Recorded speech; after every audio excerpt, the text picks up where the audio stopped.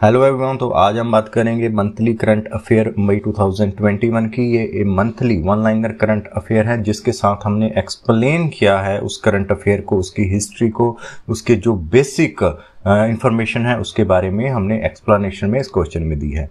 तो सभी से रिक्वेस्ट है चैनल को सब्सक्राइब कर दें। तो चलिए स्टार्ट करते हैं। सबसे पहला क्वेश्चन हम लेते हैं कि किन कंट्री ने मिलके नेट जीरो प्रोड्यूसर फॉर्म को स्टेब्लिश किया है, फॉर्म बनाई है। तो वो कंट्री हैं Qatar, USA, Saudi Arabia, Canada और नॉर्वे। इन कंट्री ने मिलके जीरो प्रोड्यूसर फॉर्म को बनाया है, आपस में फॉर्मेशन की है। फॉर्म है वो developing pragmatic net zero emission strategy को डेवलप करेगी। नेट जीरो एक ऐसी स्टेट है, कंडीशन है जहां पे कंट्री अपने जो एमिशन है, कंट्री के जो भी एमिशंस हैं उनको कंपनसेट करेगी, अब्जॉर्व करेगी और ग्रीन हाउस गैसेस को एटमॉस्फेयर से वातावरण से रिमूवल करेगी। उसके बाद जो नेक्स्ट क्वेश्चन है, E2025 इनिशिएटिव WHO द्वारा लिया गया है। ये इनिशिएटिव क्या है? E2025 WHO ने आइडेंटिफाई किया है 25 कंट्री को जिनके पास ये पोटेंशियल है कि वो मलेरिया को 2025 तक ख़त्म कर देंगे। ये 25 जो कंट्रीज आइडेंटिफाई की है जिनके पास पोटेंशियल है उसको E25 इनिशिएटिव WHO से नाम से जाना है। WHO इन कंट्री को टेक्निकल सपोर्ट गाइडेंस प्रोवाइड कराएगी सो दैट कि मलेरिया को 2025 तक कंप्लीटली इन कंट्री से रिमूव किया जाए। नेक्स्ट क्वेश्चन है, जनरल गुड गवर्नेंस इंडेक्स 2020 में इंडिया की पोजीशन कौन सी है? तो इंडिया की पोजीशन है 49th पोजीशन, जो कि 104 नेशन में से हुई है। अब जानते हैं कि good governance, general good governance index क्या है। तो उसमें जो सबसे पहली रैंकिंग है वो है फिनलैंड की। जनरल गुड गवर्नेंस एक इंडेक्स है जो कि रिलीज किया जाता है जनरल इंस्टीट्यूट ऑफ गवर्नेंस, जिसका हेडक्वार्टर सिंगापुर में है। ये इंडेक्स 7 पिलर पे बेस पे है। 7 पिलर पे लेके ये मेजरमेंट करता है कि कौन सी कंट्री किस पोजीशन में है। तो सबसे पहला पिलर है लीडरशिप एंड फोरसाइट, दूसरा है स्ट्रॉन्ग इंस्टीट्यूशन, तीसरा है रिबस्ट लॉ एंड पॉलिसी, फोर्थ है अट्रैक्टिव मार्केट प्लेस, फिफ्थ है फाइनेंशियल स्टीवर्डशिप और सिक्स्थ है हेल्पिंग पीपल राइज और सेवंथ है ग्लोबल इन्फ्लुएंस एंड रेपुटेशन।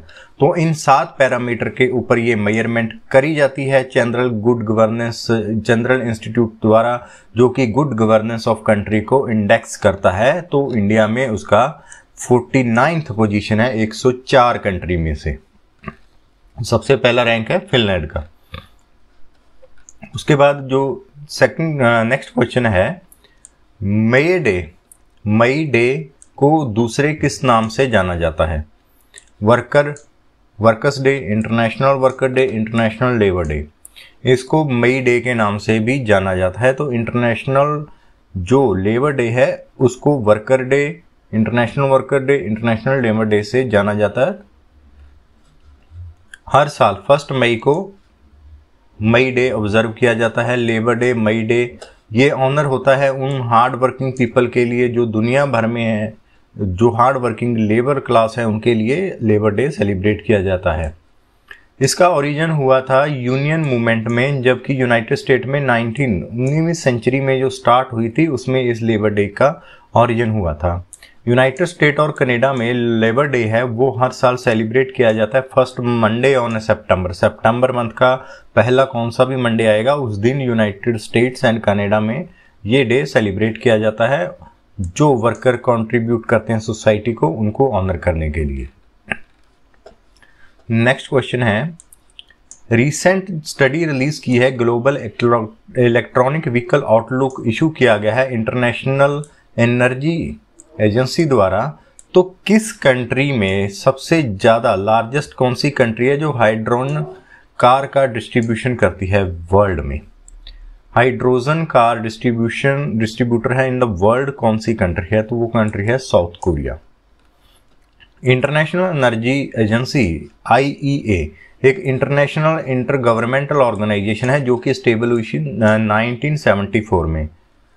इसका मैंडेट था कि इसको स्टेबिलिटी इंटरनेशनल ऑयल सप्लाई की इसकी करनी थी जब ये स्टेबल हुई। बट फॉर द टाइम के साथ साथ इसकी जो मिशन है उसको एक्सपेंड किया गया। तो अभी इसका जो मिशन है वो साथ में रिन्यूएबल एनर्जी सोर्सेस को डेवलप करना, उनको प्रमोट करना, ये इसका मिशन है। इसका हेडक्वार्टर पेरिस फ्रांस में है और around 30% of new vehicle sales in India by 2030 2030 तक इंडिया में इलेक्ट्रॉनिक व्हीकल की सेल 30% व्हीकल हैं इंडिया में इलेक्ट्रॉनिक व्हीकल बिकेंगे। इस रिपोर्ट में ये अनुमान दिया गया है।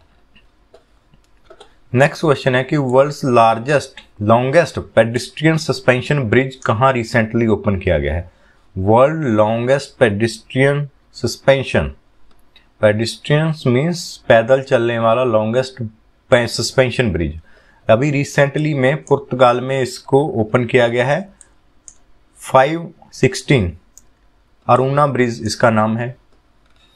अर्लियर जो लॉन्गेस्ट पेडेस्ट्रियन ब्रिज था उसका Guinness book of world record वो नाम था जो कि जापान में था, कोकने यमने ब्रिज, जिसकी जो कुल लंबाई थी वो 1280 फीट थी और इसकी जो लंबाई है, इस ब्रिज की लंबाई है 1693 फीट है और ये 175 मीटर पाविया रिवर से 175 मीटर की ऊंचाई पे ये ब्रिज है। उसके बाद जो नेक्स्ट क्वेश्चन है, कौन chief minister of Bengal recently elect हुए हैं? तो वो हैं ममता बनर्जी। ममता बनर्जी रिसेंटली इलेक्ट हुई हैं चीफ मिनिस्टर ऑफ बंगाल का। वो लगातार तीसरी बार बंगाल की चीफ मिनिस्टर बनी है। उनकी पार्टी का नाम है all India Trinamool Congress. Next question है, cabinet committee on economic affairs ने प्रिंसिपल अप्रूवल दी है स्ट्रेटेजिक डिसइन्वेस्टमेंट को along with the transfer of management control in IDBI bank. IDBI bank में डिसइन्वेस्ट करने को स्ट्रेटेजिक अप्रूवल दी है economic affairs committee on economic affairs ने। तो इसमें जो मेन शेयर होल्डर हैं, जो प्रमोटर हैं, वो कौन है IDBI बैंक में? तो जो मेन शेयर होल्डर प्रमोटर हैं वो है सेंट्रल गवर्नमेंट, जिसका 45.48% स्टेक है। उसके बाद LIC का IDBI बैंक में 49.24% शेयर है। तो गवर्नमेंट और LIC का IDBI बैंक में शेयर है, जिसको डिसइन्वेस्ट करने के लिए approval committee on economic affairs ने अप्रूव कर दी। उसके बाद नेक्स्ट क्वेश्चन है, पौंडीचेरी के नए चीफ मिनिस्टर जो इलेक्ट हुए हैं उनका क्या नाम है? तो उनका नाम है N रंगास्वामी। वो ऑल इंडिया NR कांग्रेस को बिलोंग करते हैं। नेक्स्ट क्वेश्चन है, तमिलनाडु के नए चीफ मिनिस्टर जो इलेक्ट हुए हैं उनका क्या नाम है? उनका नाम है MK स्टालिन। वो बिलोंग करते हैं DMK पार्टी को। उसके बाद जो नेक्स्ट क्वेश्चन है, असम के नए चीफ मिनिस्टर का क्या नाम है? तो असम के जो नए चीफ मिनिस्टर हैं उनका नाम है हिमंता बिस्वा शर्मा। वो बिलोंग करते हैं BJP पार्टी को। उसके बाद नेक्स्ट क्वेश्चन है, snooker player, English snooker professional player हैं जो लगातार चौथी बार उन्होंने वर्ल्ड स्नूकर चैंपियनशिप का खिताब अपने नाम किया है, उनका क्या नाम है? तो उनका नाम है मार्क शेल्बी। उन्होंने ये चैंपियनशिप जीती अपने जो साथी मेट हैं सानू मॉर्फे को हराकर। ये जो चैंपियनशिप हुई थी ये क्रूडिबल थिएटर इन शेफील्ड इंग्लैंड में हुई थी।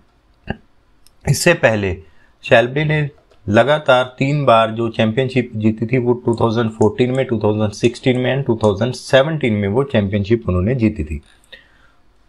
उसके बाद जो नेक्स्ट क्वेश्चन है, वर्ल्ड अस्थमा डे किस दिन ऑब्जर्व किया जाता है? तो world asthma day first Tuesday of May के फर्स्ट ट्यूसडे को ऑब्जर्व किया जाता है और 2021 को 4 मई को ये ऑब्जर्व किया गया था। World asthma day world health organisation WHO के कोलैबोरेशन में इसको ऑब्जर्व किया जाता है। World asthma day found initiative था अस्थमा इन 1993 में और बाद में 1998 में वर्ल्ड अस्थमा डे को स्थापित किया गया था। ये 135 से ज़्यादा कंट्री में ऑब्जर्व किया जाता है। इस साल का जो थीम था वो था अनकवरिंग अस्थमा मिसकंसेप्शन, जिसका एम था कि जो मिसकंसेप्शन है अस्थमा के बारे में उनको ख़त्म किया जाए। उसके बाद जो नेक्स्ट क्वेश्चन है, यूनेस्को का Guillermo Cano world press freedom prize 2021 किसने जीता है? तो उनका नाम है मारिया रेशा। $25,000 का ये प्राइज रिकॉग्नाइज करता है outstanding contribution to the defence and promotion of the press freedom specially in the face of danger.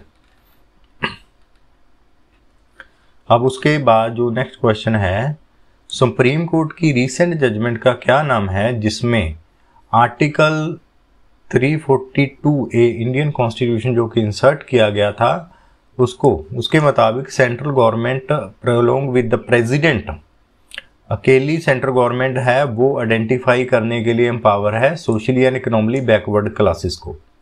तो केस का नाम है doctor Jayashree Lakshmi Narayan Patil versus chief minister. Recently 5 जजेस बेंच ऑफ सुप्रीम कोर्ट ने इसको डिसाइड किया है और ये कहा है कि जो इकोनॉमिकली एंड बैकवर्ड क्लासेस की जो आइडेंटिफिकेशन है उसकी पावर सिर्फ और सिर्फ प्रेसिडेंट के पास है। इसमें 102 अमेंडमेंट ऑफ कॉन्स्टिट्यूशन थी जिसमें article 338B and article 342A add किया गया था। कॉन्स्टिट्यूशनल अमेंडमेंट 102 में आर्टिकल 338B जो कि डील करता है structure, power and duty of the national commission for backward classes and article 342A deal करता है power of the president to notify particular caste as socially and economically background. उसके बाद जो next question है,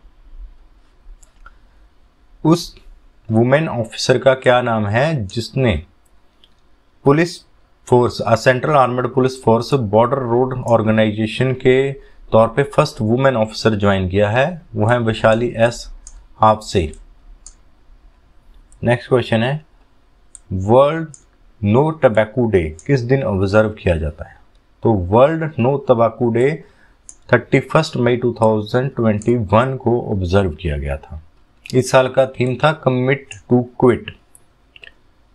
world no tobacco day 1987 से ही observe किया जाता है। वर्ल्ड हेल्थ ऑर्गेनाइजेशन इसको क्रिएट किया था वर्ल्ड नो टबैको डे, जिसका मकसद था कि ग्लोबल इंटेंशन तंबाकू को रोकने के लिए ग्लोबल इंटेंशन उसको सीख किया जाए, ग्लोबल जो अवेयरनेस है वो क्रिएट किया जाए। तो ये 1987 में ये क्रिएट किया गया था WHO द्वारा।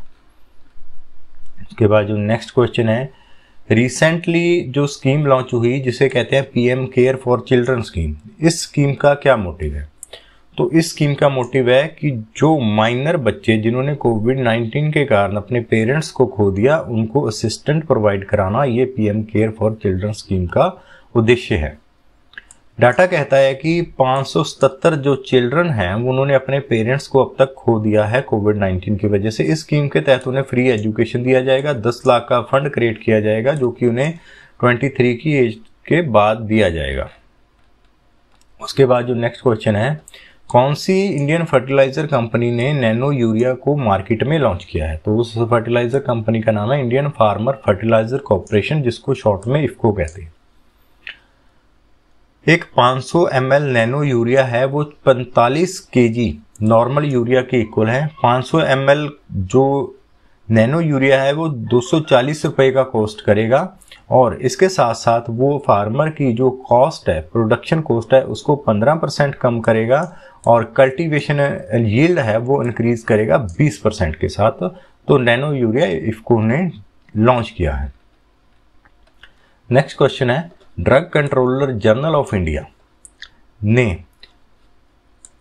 2 साल से 18 साल तक के एज ग्रुप बच्चों के लिए कोविड वैक्सीन का फेज 2 एंड फेज 3 ट्रायल का अप्रूवल दिया है।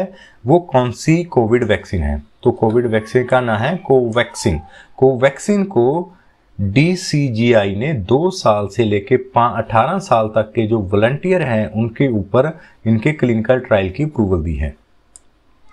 रिसेंटली जो नेक्स्ट क्वेश्चन है, रिसेंटली जो साइलोन आया, साइलोन स्टॉर्म आया इंडिया में, हिट किया, उसका क्या नाम है? तो वो है साइलोन ताकुते। नेक्स्ट क्वेश्चन है, BRICS employment working group meeting जो कि वर्चुअली हेल्ड हुई थी, वो किसने होस्ट की थी? वो इंडिया ने होस्ट की थी। इंडिया ने ब्रिक्स की प्रेसिडेंसी है वो 2021 की प्रेसिडेंसी इन ब्रिक्स देशों की जो है वो इंडिया के पास है। मेंबर कंट्री हैं, उन्होंने डिस्कस किया promoting social security arrangement among BRICS nation, participation of women in labour force, formulation of labour market. उसके बाद बात करते हैं कि एंटीबॉडी डिटेक्शन किट है डिपकोवन, किसने डेवलप की? तो ये एंटीबॉडी किट है डिपकोविन, ये defence research and development organisation DRDO ने इसको डेवलप किया। उसके बाद जो नेक्स्ट क्वेश्चन है कि नेशनल हाईवे अथॉरिटी की जो रिसेंट गाइडलाइन है उसके अनुसार टोल प्लाजा पे अब पासिंग के लिए मैक्सिमम टाइम कितना लगेगा? तो उसके लिए नई गाइडलाइन के मुताबिक अब 10 सेकंड पर व्हीकल से ज़्यादा टाइम टोल प्लाजा में व्हीकल क्रॉस करने को नहीं लगेगा, चाहे वो पीक आवर में ही क्यों ना हो। उसके बाद हम बात करते हैं कि जो नेक्स्ट क्वेश्चन है, इंटरनेशनल ENI अवार्ड 2020 जो कि रिसर्च में दिया जाता है renewable energy sources and energy storage में, वो एनर्जी फ्रंटियर अवार्ड है, वो किसको दिया गया है? तो वो एनर्जी फ्रंटियर अवार्ड है वो भारत रत्न प्रोफेसर CNR राव को दिया गया है। ENI अवार्ड 2020 है वो प्रेजेंट किया जाएगा 14 अक्टूबर 2021 को, जिसमें ऑफिशियल सेरेमनी वो रोम में होगी। ये अवार्ड है एक इंटरनेशनली रिकॉग्नाइज्ड अवार्ड है in the field of energy and environmental research, जिसका एम है कि वो बेटर प्रमोट करे एनर्जी सोर्सेज को, बेटर प्रमोट करे, encouragement of new generation of researcher in their work, जो नए जनरेशन के रिसर्चर हैं उनको उनके वर्क के लिए प्रमोट किया जाए। इसमें कैश प्राइज होता है और गोल्ड मेडल होता है। अब नेक्स्ट क्वेश्चन है, कौन से बैंक ने central bank and supervisor network for grinning the financial system को एज ए मेंबर ज्वाइन किया है? तो वो है reserve bank of India. RBI ने recently he central bank and supervisor network for grinning the financial system को as a member join किया है। ग्रीन फाइनेंस एक ऐसी स्ट्रक्चर फाइनेंशियल एक्टिविटी है जिसमें प्रोडक्ट या ऐसी सर्विस को फाइनेंस किया जाता है जो एनवायरनमेंट के लिए बेटर काम करते हैं। Network for grinning and financial system NGFC एक नेटवर्क है जिसमें 83 सेंट्रल बैंक और फाइनेंशियल सुपरवाइजर हैं, जिसका एम है उन प्रोजेक्ट को स्केल करना फाइनेंस के थ्रू जिनका रोल कहीं क्लाइमेट चेंज में है। NGFS है उसको क्रिएट किया था 2017 में, जो कि समिट हुई थी पेरिस में, वन प्लैनेट समिट हुई थी, उसमें इसको लॉन्च किया था। ये समिट हुई थी दिसंबर 12 2017 को। उसके बाद जो नेक्स्ट क्वेश्चन है, गवर्नमेंट ऑफ इंडिया ने लॉन्च किया प्रधानमंत्री की जो स्कीम है युवा, उस scheme young for monitoring young author, तो उस ऑब्जेक्ट क्या है उस स्कीम का? जो ऑथर है, मेंटरशिप प्रोग्राम है वो यूथ को ट्रेन करना, जो बड़ी ऑथर्स हैं उनको ट्रेन करना जिनकी एज 30 साल से कम है, सो दैट कि उनकी रीडिंग प्रमोट हो, राइटिंग बुक कल्चर वो प्रमोट करें, पढ़े लिखे और लिटरेचर में आए तो ऑथर बने। ये इसका जो प्रधानमंत्री का एम था उसको लेके युवा जो स्कीम है वो लॉन्च की गई थी, प्रोजेक्ट लॉन्च किया गया था।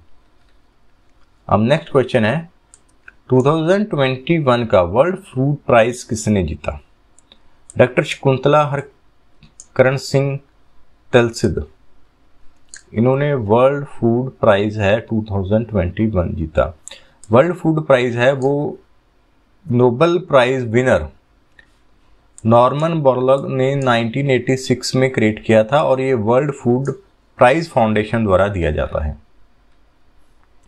नेक्स्ट क्वेश्चन है, किस इंडियन फार्मास्यूटिकल कंपनी ने Russian covid vaccine Sputnik V को इंडिया में लॉन्च किया? डॉक्टर रेड्डीज लेबोरेटरी है, उन्होंने स्पुतनिक वी को इंडिया में लॉन्च किया। स्पुतनिक वी के डेवलप की गई है Gamaleya research institute of epidemiology and microbiology in Moscow ने। ये 2 डोज वैक्सीन है और इसकी कॉस्ट 1995 रुपीस आएगी। उसके बाद जो लास्ट क्वेश्चन है वो है कि किस इंडियन फार्मास्यूटिकल कंपनी ने जॉनसन एंड जॉनसन की कोविड-19 वैक्सीन को प्रोड्यूस करने की बात करी है। वो है बायोलॉजिकल ई, जो कि हैदराबाद बेस्ड एक फार्मास्यूटिकल फर्म है। तो ये हमारे मंथली ऑनलाइनर क्वेश्चन थे, करंट अफेयर थे। सो होप आपको ये वीडियो अच्छी लगी होगी। अच्छी लगी है तो इसको लाइक करें, चैनल को सब्सक्राइब करें। Thank you for watching this video.